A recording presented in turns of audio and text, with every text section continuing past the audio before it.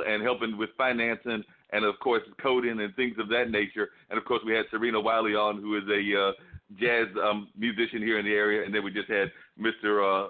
Joe on that deals with a lot with education. But a lot of what you do is talking about the importance of the Black Wall Street area here in Durham, but also helping in your own way help create some of these new businesses that are coming out of our community in your activism work. So if you'll share some of what you're doing with the new Black Wall Street, that would be greatly appreciated. Absolutely.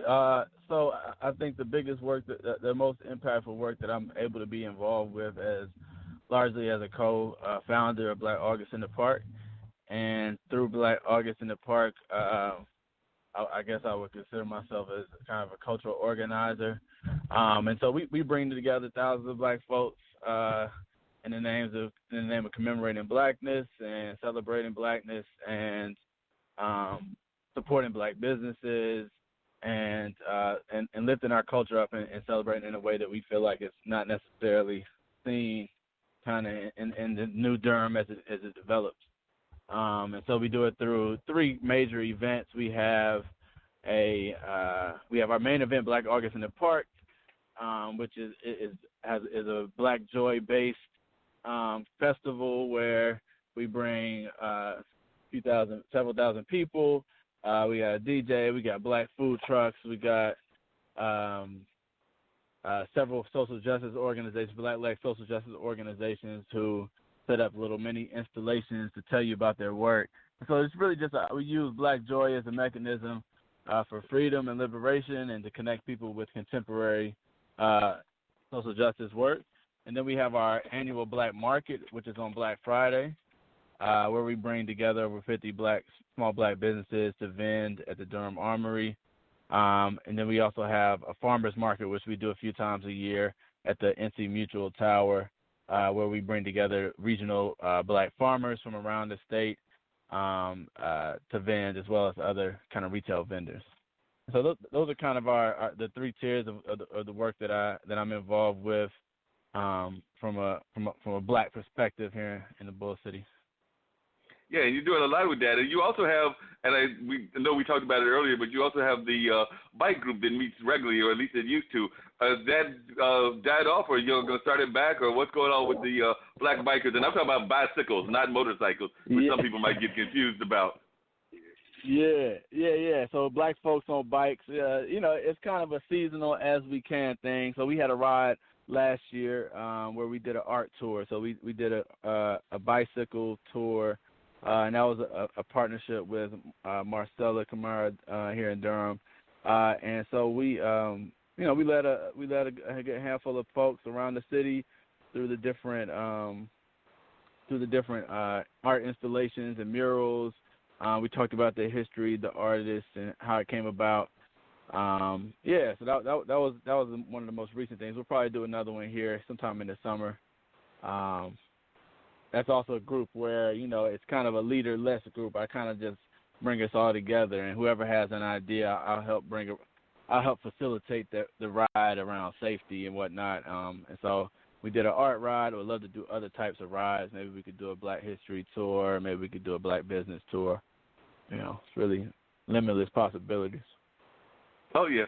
And one of the things that we talked about, just in curiosity, and I wondered if you would just share some of that, is kind of the generational divide that goes on in our culture as well. And I just want to know if you share some of your wisdoms on that. I mean, we just had Joe, who's not from here, he's from Baltimore, but he would probably definitely fall more under the Livonia kind of camp. And then we've got young entrepreneurs. I think Benard is definitely under 40 that are doing a lot of powerful things and everything. But, sometimes those conversations don't always gel together. So, and sometimes there seems to be some generational divides that don't need to necessarily be there. And I know we've had this conversation just in passing, but I just wanted to know if you would share with our audience some of your thoughts on that.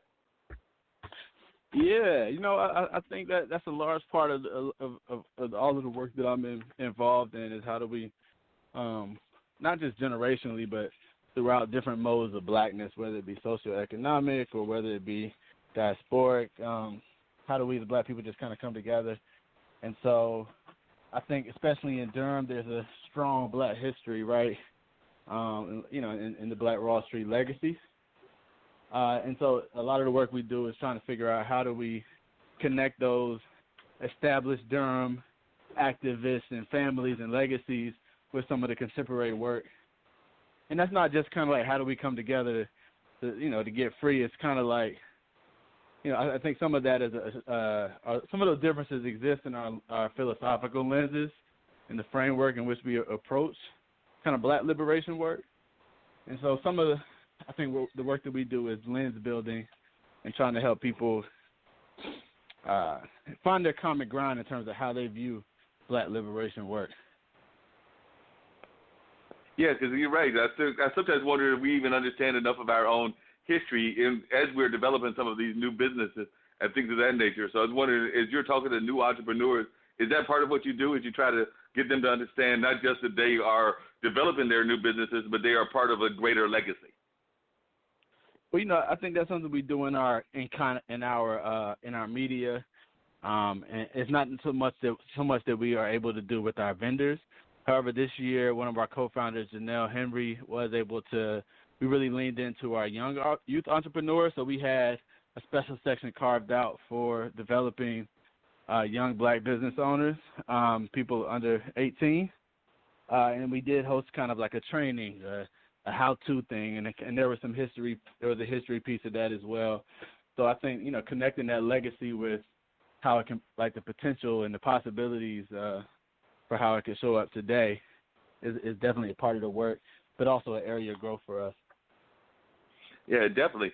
And just in your own sense, what got you into this kind of work? Because I can't remember. Did you grow up in this area, Derek, or did you come here for college? Or what brought you into this kind of understanding of what Durham is all about, and what direction do you see Durham going in terms of our community? Man, those are some loaded questions there. I am from Durham. I was born in Nashville, Tennessee, and moved to Durham when I was about 2 or 3 years old. And so I was raised in Durham, and I did leave for college. I went to North Carolina A&T, and then I went to Florida State for graduate school, and kind of came back, kind of to answer your next question. And I definitely wanted to put myself into the middle of what is going on with Durham as all of the development happens. And so, I think that it's really interesting when I think about my cohort of friends. There's a good number of us who either are still here or came back after we went off from school or for different things, and want to make an impact in kind of the new direction of Durham. But I think the other side of that is Durham also kind of doesn't feel like a place that's for Black folks sometimes. And I think there's a real challenge in it's like, how much do we want to convince people that this is something for them versus encouraging folks to kind of just go out and get their own. I think that was something I had to wrestle with myself before I made the choice to move back. Like, wait, is Durham even for me? Is it too late? Like, I already know it's almost impossible for me to buy a home anywhere in the city center. So, like, is it even somewhere where I want to try to put in roots, And so, I think affordability is a big part of that question, and, like, making space. When I think about from a policy perspective, like, how can the city make space for the folks who are most vulnerable to being displaced as this development occurs? Some of the work that I've been doing with the Open Space and Trails Commission has been centered around equitable community engagement, particularly around green infrastructure, so like bikes, trails, things of that nature. But it's also just tied to that same work is tied to a citywide effort to push for city-funded equitable community engagement, to make sure that as we are creating city plans, we're also using strategies that won't ultimately displace the people that we say that we're making the plans for, Yeah, that makes a lot of sense. Dean, are you still there with me? Yeah, I'm here. Oh, Dave. Okay. Dean? Yeah, I'm still here. You got 5 minutes, bro. That's what I figured. Is Derek the only one still online, or is anybody else still online? That's what I was going to ask you. Nah, Serena's still online. All right, Serena. Well, both Serena and Derek, if you could, where do you think, and we'll start with Serena first, since I've only got 5 minutes, how do you feel Durham is doing in terms of being welcoming to the whole community and just being a place for both African Americans as well as young people in general. And then I want to hear Derek as well. And like I said, I've only got about 5 minutes. I have to bring both of you back on in the near future. Like I said, we had a lot of time. I mean, we had 2 hours and had a lot to unpack. And I'm glad you were able to join me at the end, Derek. I knew that you did say that there was some conflicts about our schedule, and I wanted to try to get at least a little bit of what you're about on. But I definitely want to get you back on. And about a minute in there, I'll say who we've got next week, which is also going to be kind of incorporate some of this discussion as well. But if you'll go ahead, Serena, and just what's your feel as you've been living here now for a while as to how Durham is doing in terms of our communities? All right. Well, pardon me of the background. It's dinner time. So I'm thinking that there's mixed reviews with that because I've heard from some of my musician friends that some of the establishments are a little racist, if they will, to their music or to them, and I'm perplexed because I don't encounter that, and maybe because sometimes I am not the one that gets the gig, but I think that ultimately, and this is just my view, that you have to have a strong spiritual background, and if you have that strong spiritual background, then you can bypass a lot of this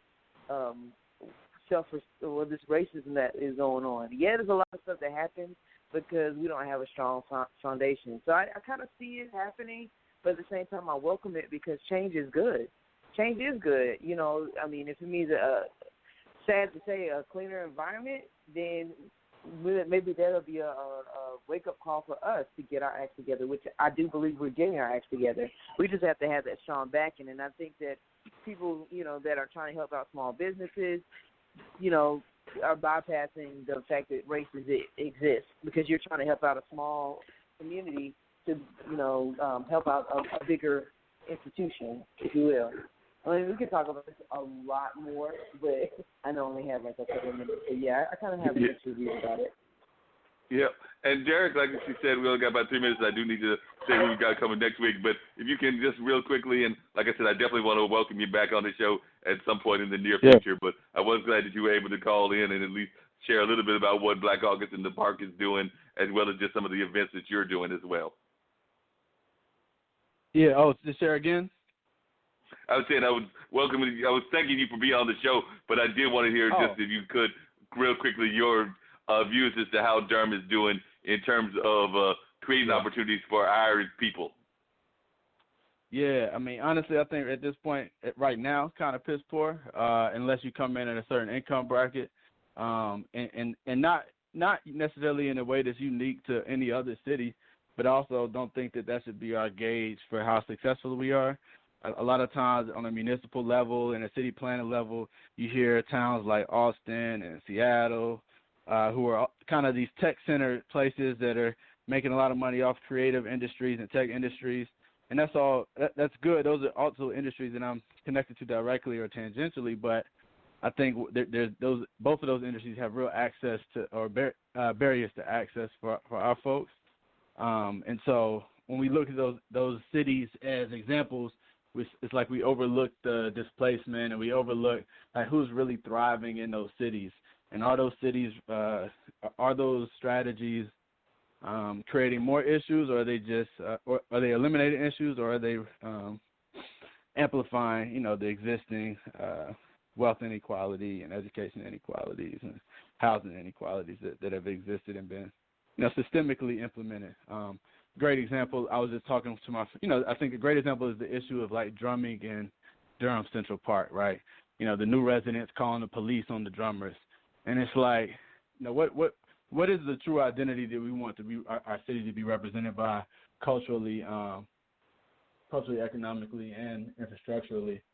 And I think that's just one of those great examples of how, there's a thriving culture here in Durham, and we are at risk of losing it all. The thing that all the people are moving to Durham for, we're kind of at risk of losing all of those things in the name of progress. And it's like, who is the progress for? If it's not for everybody, I wouldn't dare call it progress. Definitely. I appreciate that. And Derek, just real quickly, and then we'll do a quick announcement real quick, but how, if folks want to reach out to you, how can they reach you, whether it's Black August in the Park or whatever? What's the best email for folks to reach out to you? I don't know about as far as email, I think I think Instagram is probably the best way to just cover off, especially